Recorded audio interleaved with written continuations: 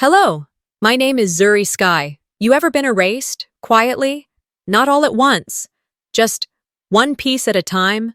They didn't yell. They didn't fight me. They just left my name off a guest list, called my work logistics, and slapped me in front of 100 people when I touched a car I designed. A $20 million Rolls Royce, by the way. My stepsister called it hers. Then she called me nothing. But here's the thing. When truth shows up, it doesn't knock. Why did she apologize? And what else had they stolen, besides my name? Let me show you. The email came on a Wednesday afternoon. It wasn't addressed to me, just a carbon copy, buried beneath a list of event planners, assistants, PR interns. I wouldn't have noticed it if I hadn't been scrolling through my spam folder while waiting for my oil change. The subject line read, Formal Celebration Honoring Isolde Vane, Visionary Woman in Tech and Innovation. My heart didn't skip a beat. It didn't even blink. But something low in my chest curled in on itself. I read through the message twice.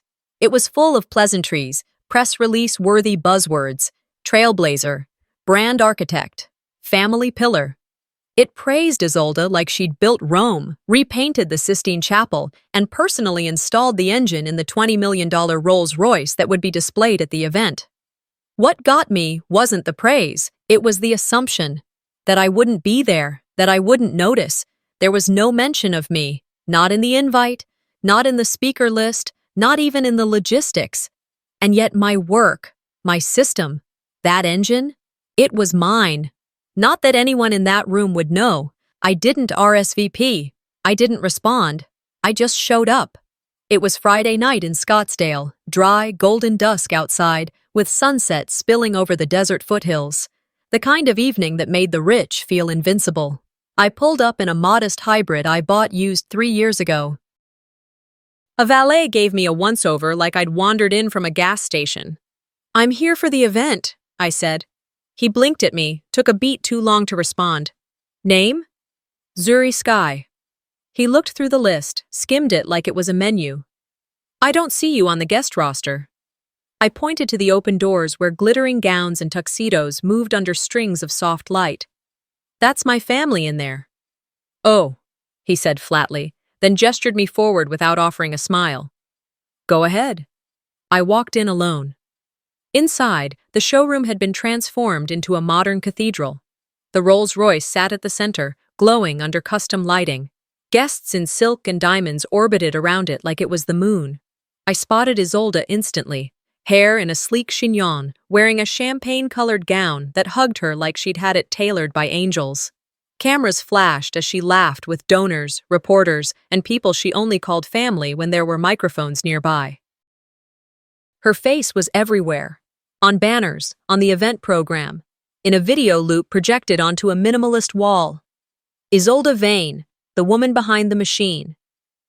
I hadn't even walked 10 steps before someone tapped my shoulder. "Excuse me," said a woman with a clipboard and a headpiece. "This area's for family and honored guests only." I turned to her slowly. "I am family." She scanned me up and down. "I wasn't informed." "I bet you weren't." I stepped past her before she could ask more. I didn't need to make a scene. Not yet. Instead, I wandered, avoided eye contact. Found the food table and stood near it like a staff member on break. I drank flat sparkling water. I listened to people talk about legacy, genius, what it meant to build from nothing. Then I saw it. The Rolls Royce. Not a car, really, a monument. I didn't move toward it at first. I waited. Let the crowd thin. Let the noise settle into polite music. Then, like drawn by muscle memory, I stepped forward. It wasn't just a machine, it was a confession, wrapped in chrome and stitched leather. My system was in there, the one I'd helped design before my name got wiped from every schematic, every patent filing. I reached out slowly, just to feel the edge of the hood. My fingers barely grazed the surface. "Don't you dare!" Her voice came from behind, sharp and loud enough to freeze a dozen conversations. I turned. Isolde. Her face was flush. Not with embarrassment, but with performance. She marched up to me, heels clicking, the room falling quiet. "You do not touch my car," she hissed. Do you even know what it's worth? The air chilled. I said nothing. You don't belong here, she snapped, louder now. I don't care whose blood you think you share. You are not part of this. Then, before I could blink, her hand came up, and she slapped me. Open palm, sharp, loud. Gasps rippled. A phone camera clicked somewhere. I didn't flinch. I didn't cry. I looked her in the eye, calm, steady, and silent. She waited for a reaction, something dramatic, something ugly, but I just lowered my hand from my face and said nothing. The silence hurt her more than I could have hoped. She turned on her heel and walked back to the crowd. I stood alone in the clearing her rage had carved. Then, slowly, I walked to the guest board, past the velvet ropes, past the staff table. I looked at the neatly printed name tags, and mine wasn't there. Of course it wasn't. I whispered to myself, not in bitterness, but in certainty. I was erased on purpose. And they've been doing it since I was a child. I stepped back from the guest list board, heart steady but heavy, and made my way to the check-in desk again. This time not with the hope of being added, but to see just how far the erasure went. The assistant, a young man in a slim black suit with a name tag that read Event Coordinator, looked up at me with the politeness reserved for janitors and door holders. Ma'am, do you need assistance? My name is Zuri Sky, I said evenly. I didn't get a badge. He typed something into his tablet, frowning slightly as he scrolled. Sky, let me check under logistics. His finger hovered for a moment, then tapped. Oh, he said. That O carried so much weight, I could have sworn the walls shifted. He reached into a drawer and handed me a laminated badge on a black lanyard. It read, Support Staff, Logistics, no title, no designation, not even engineer, just logistics, like I was the person who delivered coffee or checked lighting cables before the real work began. I looked down at it for a moment, no reaction on my face. I clipped it onto my blazer without a word. Thank you, I said, with a smile so subtle it bordered on a threat. I turned to go, but before I could walk away, a voice called softly from nearby. Zuri? I glanced to my left.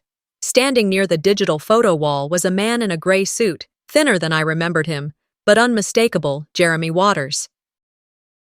He'd been a junior engineer back when I was leading the testing team for the Sky Thermal Control project. I hadn't seen him in over a decade. Wow, he said, stepping closer, eyes flicking to my badge, then quickly away. Didn't expect to see you here. Likewise, I replied. He hesitated, trying to fill the silence with a weak chuckle. They probably just, mixed things up. The badge, I mean. They always do, I said quietly. His face flushed. Yeah, well, it's good to see you. You look sharp.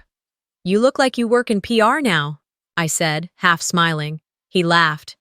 Guilty. Ever since the merger, I've been running press for the foundation. Is that what we're calling it now? A foundation? He stiffened, and I realized I'd pressed harder than I intended. He nodded, glanced toward the crowd gathering again near the stage, then gave me a soft pat on the arm and walked away. I exhaled through my nose, not frustration, just confirmation. Same dance, different year. I wandered toward the far hallway, labeled Legacy, where they had mounted family photographs and framed memories to celebrate a century of innovation. The space was quieter there, less traffic, mostly older donors and family acquaintances sipping wine and peering into glass frames like they were viewing artifacts. I found the photo wall. There it was, our early design team, or what used to be our team. A large frame once held a black and white photo of our prototype team, taken in the early days of engine testing. I remembered where I'd stood in that photo, second from the right, between Dr. Yi and Isolde, wearing a greasy lab coat and a smile that still had faith in people. Now, in its place, was a stock image of a flower in soft focus. A decorative print. It was like someone had plucked the soul out of that moment and replaced it with silence. I stared at it for a long time. People passed behind me, murmuring, clinking glasses. No one asked what I was looking at. I could have said something. I could have made a scene, demanded answers, pointed out the theft. But I didn't. Instead, I stepped back, walked over to a bench beneath the AC vent, and sat down, pulled out my phone, tapped open the folder I'd labeled months ago. What they erased. Inside were dozens of files, contracts, emails, lab notes.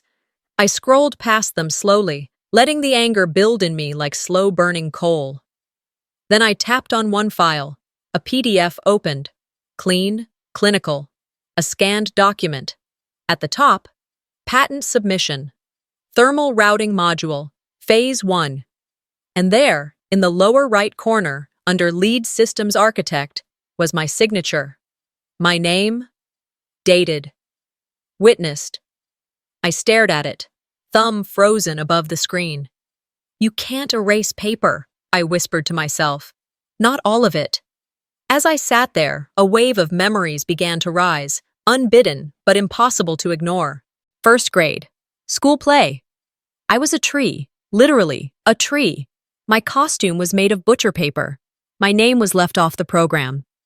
When I asked the teacher, she smiled and said, "Oh, honey, we didn't think you'd mind." Third grade. Family photo day. Isolde had a dress flown in from New York. I was told to wear whatever didn't have stains. When the photos were developed, I wasn't in most of them. You were probably blinking, Malis had said. 15 years old. My science fair project won statewide. The school called my parents to attend the award ceremony. Only my mom came. Dad said he had meetings. Malis didn't even answer. The funeral, my mother's, they ran a slideshow, 30 years of photos. I was in one. It was a group shot. I was blurry, standing in the back. Afterward, I asked Isolde why.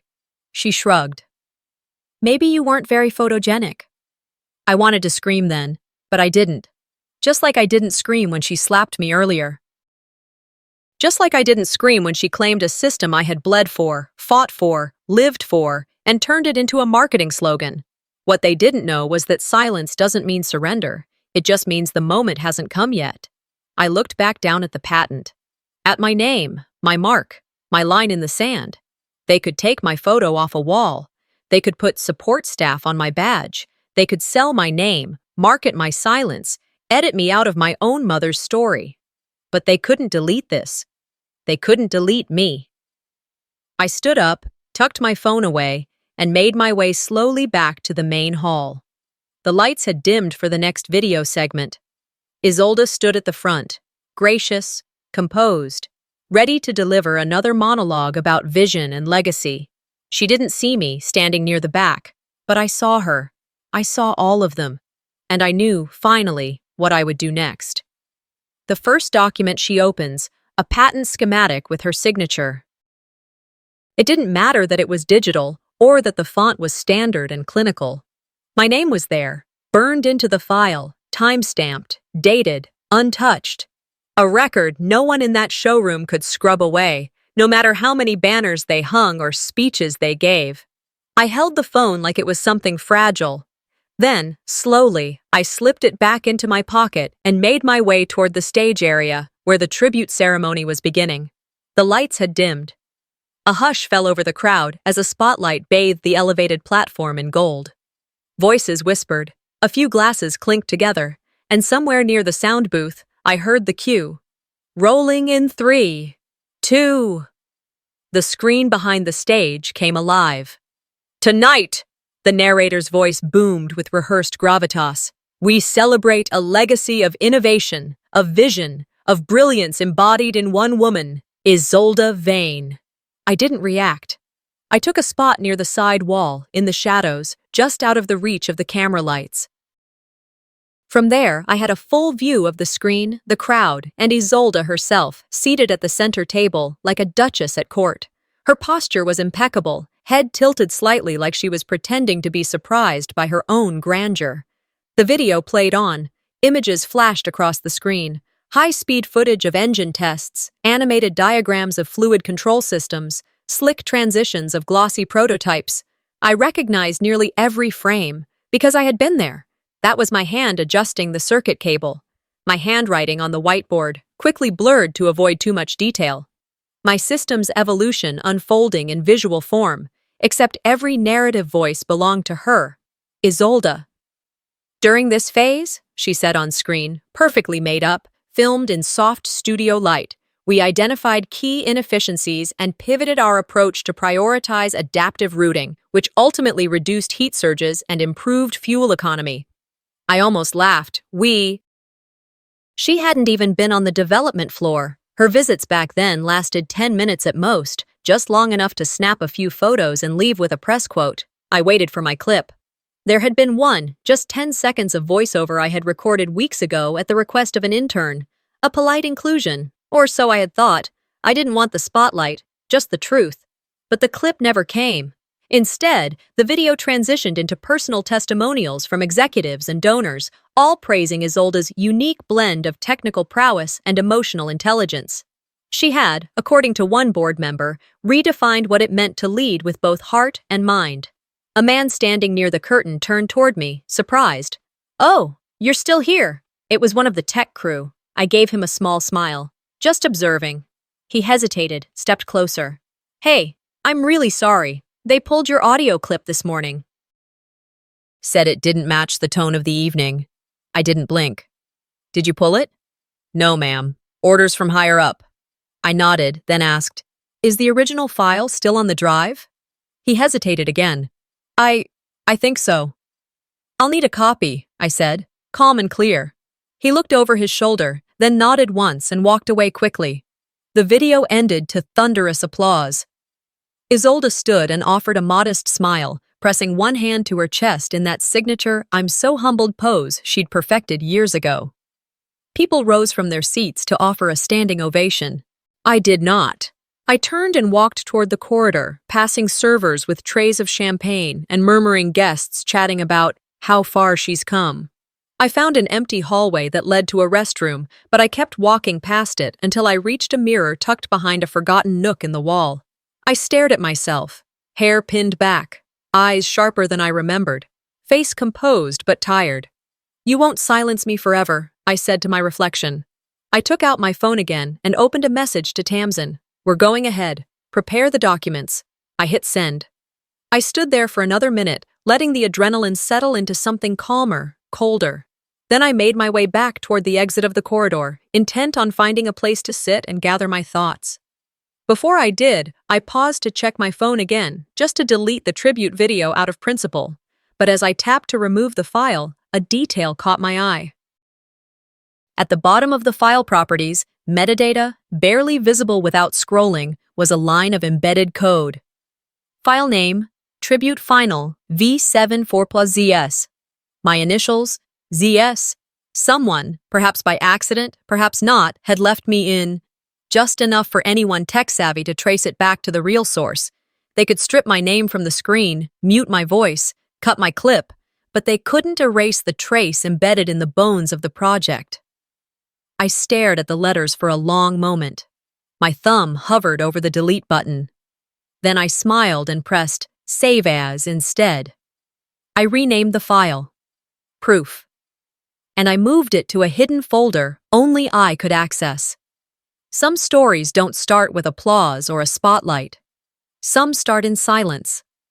Some begin the moment you realize that what they tried to bury still breathes. I straightened my blazer, walked back into the crowd, and watched as Isolde basked in the glow of her artificial kingdom. She didn't see me yet, but she would. I didn't delete the file. Instead, I forwarded it straight to Tamsin with a 2-word note, "Save this." She wouldn't need context. She'd been my quiet witness for years, always one step behind me in courtrooms, but 3 steps ahead in strategy. If I were going to push forward, she'd make sure every scrap of proof had a backup. As I slipped my phone back into my clutch, the lights in the showroom brightened again, signaling the end of the tribute montage. The air shifted. Laughter returned. Glasses clinked. Waiters appeared with hors d'oeuvres balanced like sculpture. Conversation started bubbling back up, and the theater of it all resumed. I took one last look at the glowing screen that had just finished erasing me, then quietly moved through the crowd. Each step was careful, not because I felt fragile, but because I was aiming. The Rolls-Royce was still center stage. Its paint reflected the lights like liquid emerald. A small group had reformed around it, mostly donors and investors, murmuring compliments about its elegance. The photographer had returned, now taking glamour shots of Isolde beside the car as if she had crafted the engine herself with her bare hands. She saw me approaching. Her face tightened, not with fear, but with disdain. I could practically hear her thoughts. "Why are you still here?" Before she could speak, I stopped about 3 feet from the car and tilted my head slightly, listening. Not to her, but to the machine. The engine was idling, quiet but not smooth. There was a pulse to it, a tiny inconsistency, a rhythm that, to anyone else, would have gone unnoticed. I stepped a little closer. My hands didn't move, but my ears and instincts sharpened. I knew that sound. It had the early signs of an exhaust misfire, small, subtle, not catastrophic, yet. Isolde marched over, practically seething. "You just can't help yourself, can you?" she said, smiling at the nearby guests while talking to me through her teeth. "Ignore me if you want," I replied, voice low. "But you've got about 2 minutes before the exhaust valve hits a safety fault. If it does, this whole floor will smell like burning regret." She blinked, trying to decide if I was bluffing. "You read a blog and think you're an engineer again?" She scoffed, louder now, hoping to get a few heads to turn in her favor. I didn't flinch. "I never stopped being one." One of the donors chuckled awkwardly, clearly caught between disbelief and curiosity. Isolde, still keeping up her smile, hissed, "Why don't you go home, Zuri? Your bitterness is showing." "Funny," I said. "So is your engine error." At that exact moment, the driver stepped into the vehicle, probably for repositioning before dinner was served. He hit the ignition switch, and a second later, a soft but visible plume of gray smoke curled out from beneath the rear panel. There was no dramatic explosion, no fireball, just the kind of technical flaw that wouldn't ruin the car, but would absolutely ruin a reputation. Guests around us gasped. Someone whispered, "Wait, she was right?" I took a single step back, not smug, just sure. Isolde froze. The driver opened his door, fanning the smoke, looking panicked. The man from Rolls-Royce's North American division, Peter Kellen, rushed forward, his phone still in hand. His expression was tight, but not surprised. He glanced at me once, then toward the car, then back to his phone. A few seconds passed before he stepped closer. "Excuse me," he said carefully. "Ma'am, did you say your name was Zuri Sky?" Isolde paled. I didn't answer immediately. I let him ask again. "The UK office just emailed us," he continued. "There's been some confusion about the diagnostic protocols in this model. They asked if you'd be willing to, take a look under the hood." The silence in the room was deep.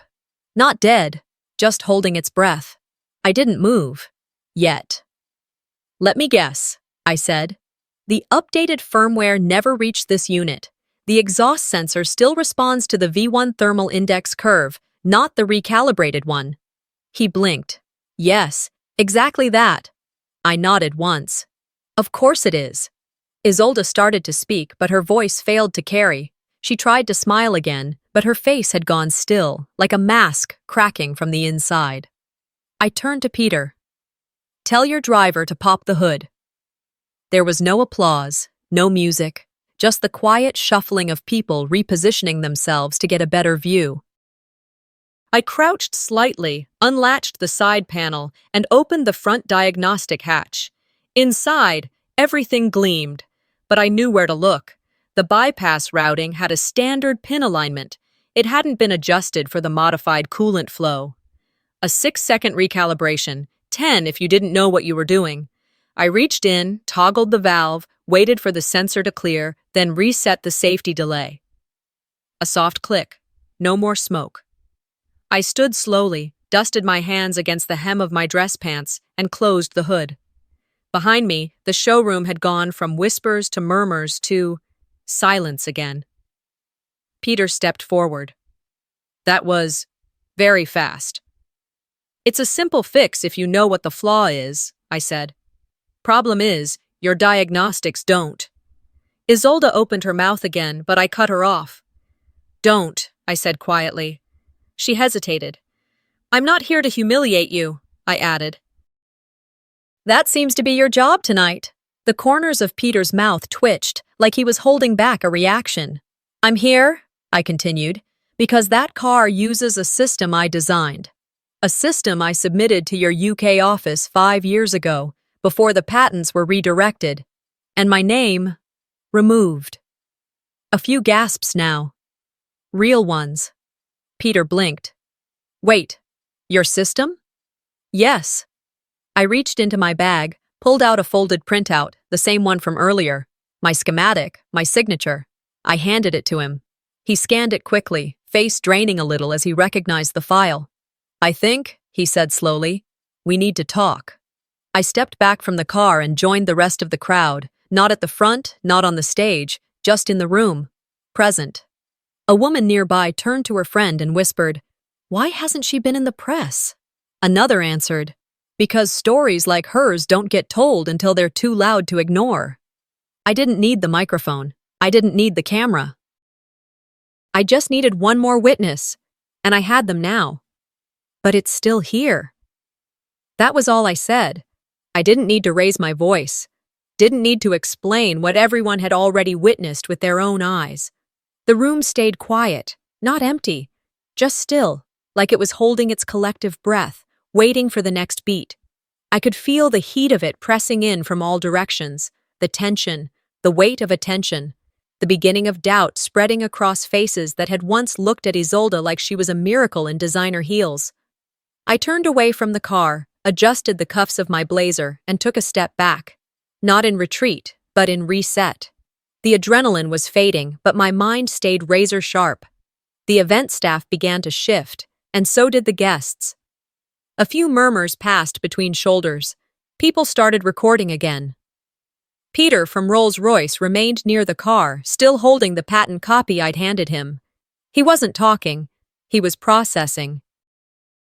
His silence was louder than applause. I moved toward the side of the showroom, where a small lounge had been set up for key contributors and inner circle guests. Leather sofas, a crystal bowl of white orchids, bottles of champagne on ice. It was ridiculous and predictable. Tamsin was already there, leaning against the far column, arms crossed, holding a slim folder. Her presence grounded me instantly. No words, just a steady nod as I reached her. She handed me the folder. I flipped it open. Legal documents, precise, complete, ironclad. My name was on every page, exactly where it had been meant to be years ago. She spoke first, quiet and direct. You give the signal, we file tonight. I didn't answer right away. I closed the folder, then turned to see Isolde standing stiffly at the edge of the lounge, trying to hold her posture together. Her smile was gone now, replaced with the kind of expression only someone cornered by their own lies wears. But it wasn't her I spoke to first. It was Melis. She'd followed Isolde in, keeping a few steps behind. She had that practiced look, one she'd worn through years of charitable luncheons and photo ops, warm, curated concern. But now, there was a flicker beneath it. Panic. She stepped closer. Zuri, darling, let's not let this get out of hand. You weren't even part of this latest version. That's not true, I said, interrupting gently. She kept her tone smooth. There's no need to make a scene. No scene here, I replied. Just truth. Long overdue. Her voice tightened just slightly, almost imperceptible. We didn't want things to get complicated. I looked her dead in the eyes and said, You didn't want the truth to interrupt your narrative. That landed harder than a shout. Tamsin handed me a pen. I didn't take it yet. Isolde stepped forward, her voice brittle. You think this makes you look strong? Coming in here like some martyr, waving around old files? I raised an eyebrow. I didn't wave. I fixed your mistake, quietly, efficiently, in front of your audience. You think you're better than me? She shot back, louder this time. I didn't flinch. I don't need to be better. I just need to be seen. That silenced her again. The air in the lounge felt thicker now. From the corner of my eye, I noticed several reporters had begun to trickle in, phones raised, lenses pointed, and then came the shift. Peter stepped into the space, holding the patent still in hand. He looked around, made eye contact with me, and then did something I didn't expect. He nodded his head. It wasn't a small dip of the chin. It was a clean, deliberate gesture, a public bow. And suddenly, the center of the room wasn't Isolde anymore. It was me. The balance shifted, and the crowd felt it. I didn't revel in it. I just stood taller. Tamsin leaned in. "This is the moment, Zuri. Your terms. Your time." I nodded once, then turned to the nearest reporter, a woman with a press badge and a voice recorder already running. She cleared her throat and asked, "Can you confirm that you're the original designer of the thermal routing system used in the Royce prototype?" I didn't answer directly. I opened my bag, pulled out a small black flash drive, and held it between two fingers. "Every iteration," I said, with timestamps. The flash went off before she could respond. Behind me, Isolde muttered something under her breath. "What was that?" I asked. She hesitated. "You're just jealous. You always were." I blinked, genuinely surprised. Jealous? Of what? Being invisible? Having to fight to keep my name attached to my own work? She opened her mouth, but I didn't let her speak.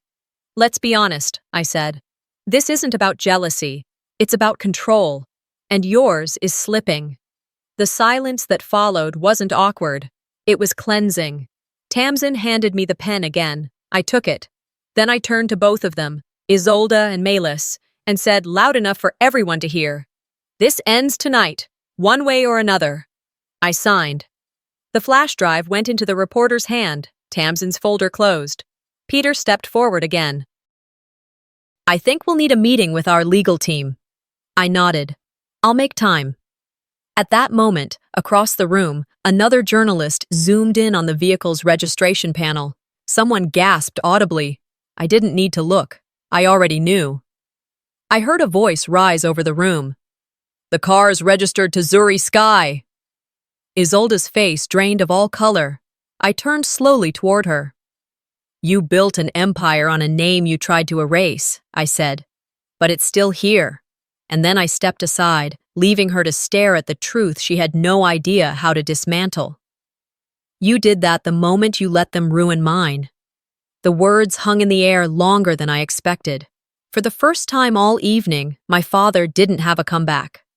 He stood there in the doorway of the control booth, shoulders tense under a too expensive jacket, eyes darting between me, the paperwork, and the two event staffers pretending they weren't eavesdropping. The silence that followed wasn't empty. It was heavy, the kind that only exists when a man realizes he no longer controls the room. I turned back to the desk where Tamsin had laid out the rest of the documentation. We were in a narrow hall that connected the showroom's tech wing to the PR office. No crowd here. Just us, a few closed doors, and the kind of awful fluorescence that made even my confidence feel like it was under interrogation. "Backdated signatures," Tamsin said as she pulled out the third page. "They changed the timestamps. Look, file metadata has one date, the printout has another." I leaned in. She was right. The official program materials had my name erased and replaced, dated 2 years earlier than the last version I worked on. But the system? It didn't exist without the framework I'd built. Anyone who knew the process would know that. "They forged removal documents?" I asked, though I already knew. Tamsin gave a half smile. "Not just forged, sloppy too. And this is the legal equivalent of using whiteout and hoping no one notices." I breathed in deeply. The part of me that used to doubt, that used to flinch at confrontation, had died a long time ago. But something about seeing it like this, in black and white, made it all the more disgusting. They hadn't just tried to rewrite history, they used my name, my work, my reputation, and then scrubbed it like a dirty surface. A knock at the doorframe pulled our attention. A courier, one of the PR kids, stood awkwardly holding a sealed envelope. "For Ms. Sky?" he asked, voice shaking slightly. "That's me," I said. He handed it over and fled before I could ask questions. I broke the seal. Inside was a credit report. Unauthorized. My name, my social security number, and a flagged credit line opened 9 months ago. $25,000 drawn against it. Status: default. Collection notice pending. I stared at it. My breath didn't quicken. My hands didn't shake. I had passed the point of shock months ago. What I felt instead was clarity. Cold, precise clarity. Address? I asked. Tamsin had already scanned the fine print. P.O. Box, registered under a foundation. Want to guess which one? I didn't have to. Melis's charitable nonprofit. The same one that received monthly gala donations. The same one Isolde used to pad her philanthropic image. They'd opened a fraudulent account in my name to fund their events. I'm done asking, I said. I walked past my father without so much as brushing his sleeve. He didn't try to stop me. He didn't even move. Just stood there like someone watching a bridge burn, but realizing too late that he'd lit the match. We reached the media room where Tamsin connected the credit report to her laptop and began syncing files. You want to make the call? She asked. I nodded. I pulled out my phone, opened the bank's fraud division, and hit dial. 2 rings. Bank of Northwest Fraud Services, how can I assist? Yes, I said. I need to report an identity theft case. The account was opened under my name without my consent. I have full documentation and legal representation. We're moving forward with litigation. The woman on the other end asked for verification. I provided it. When she asked for context, I gave only the essentials. I didn't need her to hear the whole story. I needed her to start the clock. Once the call ended, I turned back to Tamsin. They wanted to bankrupt me before they erased me. She didn't respond. She didn't have to. In the background, the sound system from the main showroom continued playing soft jazz, oblivious to the implosion happening just behind the curtain. I sat for a moment. Then came the flashbacks, not the dramatic kind, just sharp fragments. My father at age 50, scowling at my report card. You're always in the way. Melis smirking at me across the breakfast table. Sweetie, some girls just aren't meant to lead. Isolde, freshman year of college, telling a friend in the hallway when she thought I couldn't hear. She's adopted, sort of. You know what I mean. Not one moment broke me, but all of them together built the woman who wouldn't flinch anymore. The door opened again. This time, it was my father. He didn't knock. He just stepped in, looked at the mess he had ignored into existence, and tried to take back control. You're embarrassing the family, he said flatly, like it was a foregone conclusion. I stood slowly. No, I replied. You did that the moment you let them ruin mine. He blinked, once, twice. I think he wanted to defend himself, but he didn't have the vocabulary for truth, or perhaps he realized that there was nothing left for him to say that wouldn't expose his complicity. Behind me, the printer began spitting out hard copies. Tamsin collected each one methodically, stacking the proof of everything, the forged documents, the credit line fraud, the timeline of my removal, the metadata logs. I was 16 when Mom died, I said to him, not because I needed him to hear it, but because I needed to say it. You stopped seeing me that day, and she's the only reason I didn't disappear sooner. I provided for you, he said weakly. You funded a room, I snapped. You didn't raise me. You watched me drown and called it parenting. His eyes dropped, and just like that, the last thread between us snapped. I turned back to Tamsin. File everything. Tonight. Done, she said. I looked out the window. The crowd inside was buzzing again. I could feel the tide shifting, not just in the room, but in the story. This was no longer about whether they liked me. It was about whether the world would let them get away with it. The silence that followed my words wasn't just awkward, it was necessary. Calder walked out of the room without a sound, like someone escaping a house already on fire, hoping the flames wouldn't follow him. But I wasn't chasing him anymore. Let him walk. Let him sit with the knowledge that I was no longer the girl he could ignore with a well-placed sigh or a dismissive nod at the dinner table. Tamsin didn't speak right away. She closed the folder gently and slipped it into her briefcase like it was a relic too sacred to leave out in public. You ready to bring the last hammer down? She asked softly. I didn't have to think. I just nodded. We left the back corridor and walked a long hallway toward the building's security office. This wasn't a room meant for guests. No flowers, no velvet, just a small, windowless box upstairs with dim monitors and the faint hum of machinery. I had called ahead. The footage I had sent over 2 days ago, marked private, play only on request, was loaded and waiting. I paused at the threshold, not because I was nervous, but because I knew what was about to happen wasn't just about proving a point. It was about laying the final stone over a grave they thought they'd already buried me in. Inside, the tech on shift looked up, surprised. I handed him my credentials and a quick explanation. He didn't argue, just nodded and pulled up the file. The screen flickered to life, and there it was. Grainy at first, footage from a hidden camera I had installed in my mother's storage unit after too many items had mysteriously vanished. No alarms, no forced entry, just things, missing. The timestamp read, 2 weeks ago. The footage showed Melis and Isolde walking in like they owned the place. No masks, no hesitation. They used a key. Melis carried a handbag too large for a casual visit. Isolde wore designer heels, the kind you don't wear unless you're trying to be seen. They moved directly toward the far shelf, where I had kept my mother's jewelry box, a small cedar chest with her initials carved by hand. They lifted it together, as casually as you'd take a bottle of wine from a friend's fridge. And then, the final blow. Melis opened a side cabinet and removed a sealed envelope I had never mentioned to anyone. Letters my mother had written me, some unopened. I hadn't had the strength to read them yet, and she had taken them. The screen froze as I paused the playback. Tamsin stared at it for a long beat. "You sure you want to go public with this?" I didn't hesitate. "Absolutely." She followed as I made my way back downstairs. The dinner portion of the event was just beginning, people seated with menus in front of them, still digesting the earlier scandal around the car registration. Isolde and Melis were seated at the main table, still trying to control the narrative, smiling at select guests, whispering to each other. They didn't see me step to the tech station near the AV booth. I gave a nod. The lights dimmed again, not for ceremony, but for exposure. On the screen behind the stage, the footage began to play. No narration, no warning, just grainy black and white video of two women entering a space that didn't belong to them. It took about 4 seconds before the murmurs began.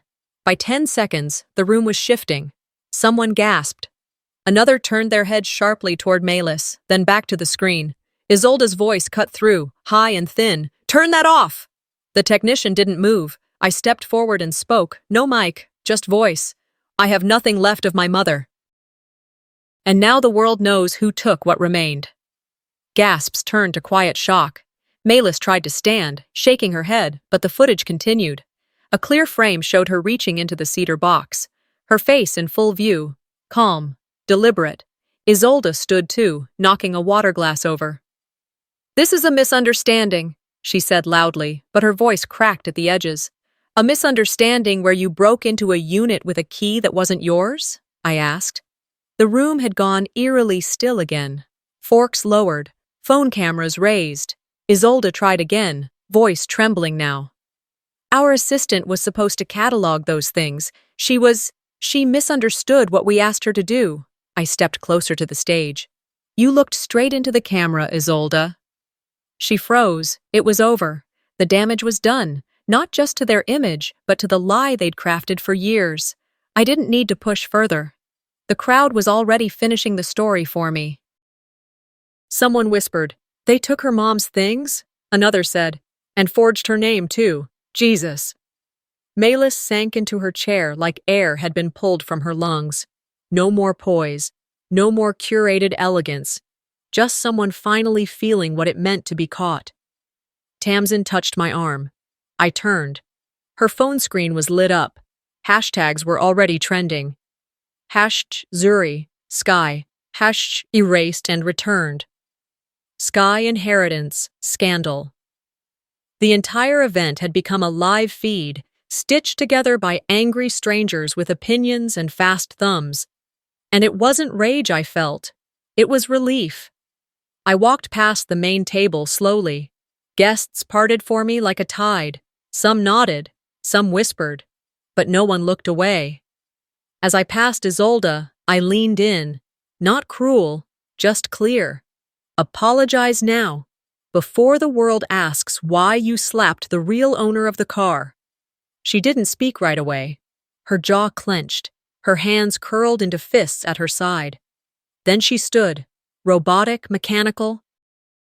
She walked to the microphone like it weighed 50 pounds, and with a voice not her own, she said, I owe my sister an apology.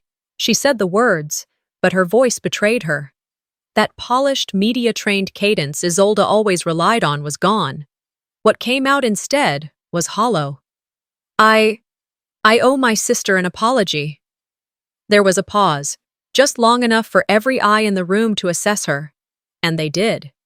The kind of glance people give not out of sympathy, but curiosity.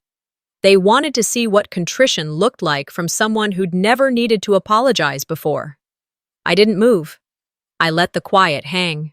She fidgeted behind the mic, her shoulders tense, her hands gripping the edges of the podium like it was the only thing keeping her upright. Zuri, she added, her voice catching. I didn't mean for it to go this far. I walked forward slowly, measured, not with menace, not to gloat, just to finish what needed to be said. When I reached her side, I didn't look at her. I looked past her, to the giant screen above the stage and the shimmering Rolls-Royce still bathed in spotlight. I took a deep breath, then turned to the technician seated at the AV table. Would you pull up the registration panel? I asked, clearly, calmly. He nodded and began typing. The crowd shifted.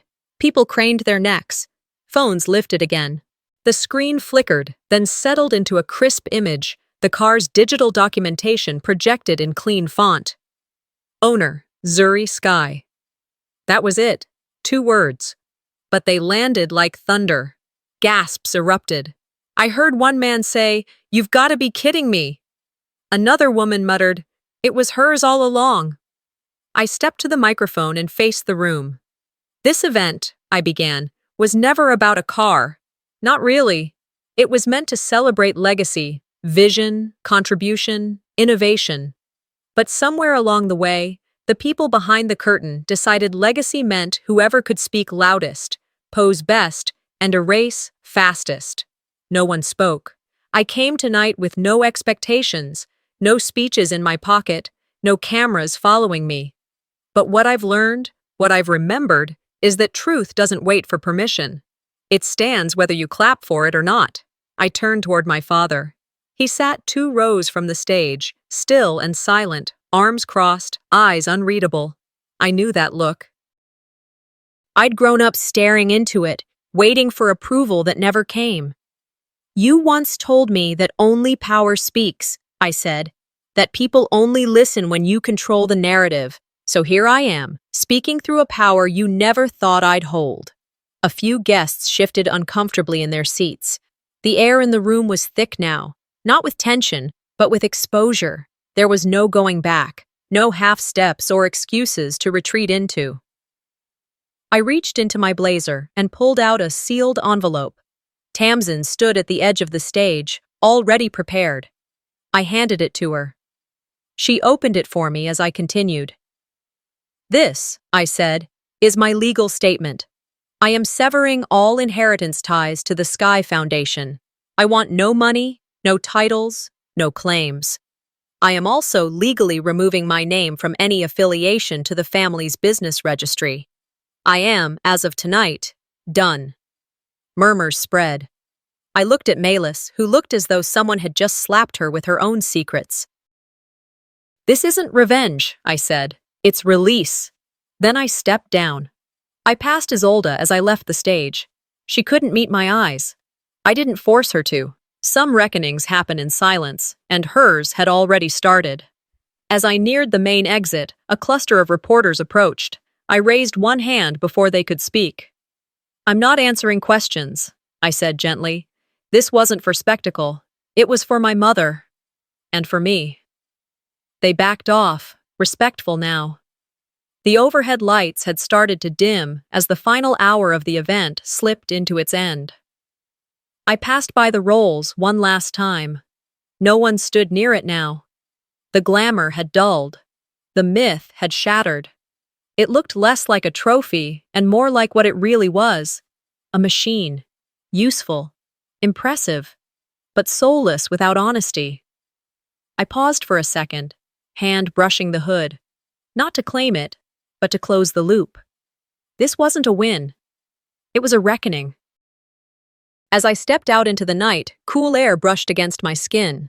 Scottsdale had a way of cooling just after sunset, like the heat wanted to leave you one last gift before retreating. I walked toward the valet stand, but I didn't wait for my car. Instead, I pulled out my phone and opened the folder labeled Final. All the files, all the proof, the video, the footage, the signatures, the registration. I sent it all to myself. Then I created one more folder and labeled it Mom. Before I slipped the phone back into my bag, I looked over my shoulder one last time. The building still buzzed behind me. Flashbulbs, raised voices, collapsing lies. I smiled, not because I won, but because I walked away. It was for my mother, and for me. That thought stayed with me in the days after the event, lingering like the scent of her old gardenia perfume, soft but impossible to ignore. Now, nearly a week later, I stood in my workshop alone, sleeves rolled to my elbows, a pencil behind my ear. The garage was still warm from the late Arizona sun, but dusk had begun slipping in through the windows. I didn't turn on the overheads. I liked the light this way, muted, honest. On the workbench in front of me sat the old schematic I'd pulled out that morning. The edges were worn, the ink faded in places, but the design was still clear. It was the first real engine concept I'd ever drawn, long before Rolls-Royce, before patents, before power dynamics twisted simple ideas into currency. I hadn't touched this drawing in years. I had forgotten what it felt like to sketch without fear of having my work stolen, erased, or rebranded as someone else's legacy. A soft hum came from the small TV in the corner. I glanced up. The news played at a low volume. Sky Foundation under formal investigation, following allegations of misappropriation and falsified documentation. Another voice cut in. Isolde Vane has stepped down from all public roles, citing a need for reflection and privacy. Meanwhile, financial documents related to the foundation's donor records are under review. I muted it before the segment ended. I wasn't watching for updates. I already knew what was coming. Not because I predicted it, but because when you dismantle something carefully constructed on lies, you always find rot beneath the polish. I reached for a folder labeled Personal Archives and slid out the last photo I had left of Calder and me. It wasn't much, just a snapshot from when I was 10. We were standing in front of a science fair poster, and I was smiling like I thought I'd done something that mattered. He wasn't smiling. He was holding his phone, mid-text. I didn't rip the picture, didn't burn it. I just placed it inside a file folder I'd labeled Closed and returned it to the cabinet. Some stories didn't need fire, they just needed an ending. I leaned back in the stool and let my eyes wander across the garage. Tools on hooks, old prototypes on shelves, and the framed letter I'd mounted over my desk, written in my mother's handwriting. She'd left it tucked inside her cedar box, the one Malis had stolen and I'd recovered. You don't have to earn your place. You were always enough. It took me 38 years to believe her. I stood up, stretched, and was about to return to the schematic when a knock came at the garage door. Not the front one, the side one, the one I only gave to people who mattered. I opened it slowly. There she stood, Juno, the 15-year-old from the event. She looked different out of the gala dress, hair in a loose braid, sneakers slightly scuffed, oversized hoodie hanging off her frame. But her eyes were the same. Curious. Fierce in that quiet teenage way. She held a notebook in both hands like it was something sacred. She started, voice softer than I remembered. You said you'd look through these with me. I smiled. I did. She exhaled, clearly relieved, and stepped inside. I led her to the table near the drafting bench. She opened the notebook carefully, revealing page after page of sketches. Some were rough, some surprisingly sharp. There were designs for modular battery units, a folding solar hood, something that looked like an engine built from recycled bicycle parts. She watched my face the whole time, like waiting for a grade. I didn't give one. Instead, I asked, "Which of these do you love the most?" She blinked. "I don't know. I guess that one." She pointed to a page. It's not the best one, but it's the one I can't stop thinking about. I smiled again. That's how you know. I grabbed a pencil and pulled the sketch toward us. Okay, I said. Let's talk through it. We spent the next hour going line by line. I asked her why she chose certain placements, what function she imagined for certain vents, how she pictured this engine behaving under pressure. She didn't have all the answers. That didn't matter.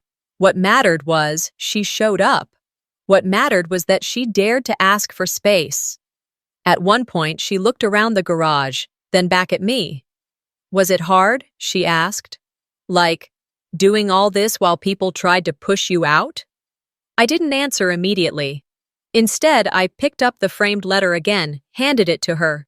She read it quietly, then looked up at me. I nodded. It wasn't always hard. Sometimes it was just lonely. But you kept going. I did. Why? I tapped the pencil against the sketchbook. Because the work matters. And because there's always someone coming after you who needs the door open. She didn't say anything else. She didn't have to. Outside, the sky had turned the color of burnt orange and violet. The desert cooled fast this time of year, and the light through the windows had taken on that particular glow that makes you feel like you're exactly where you should be.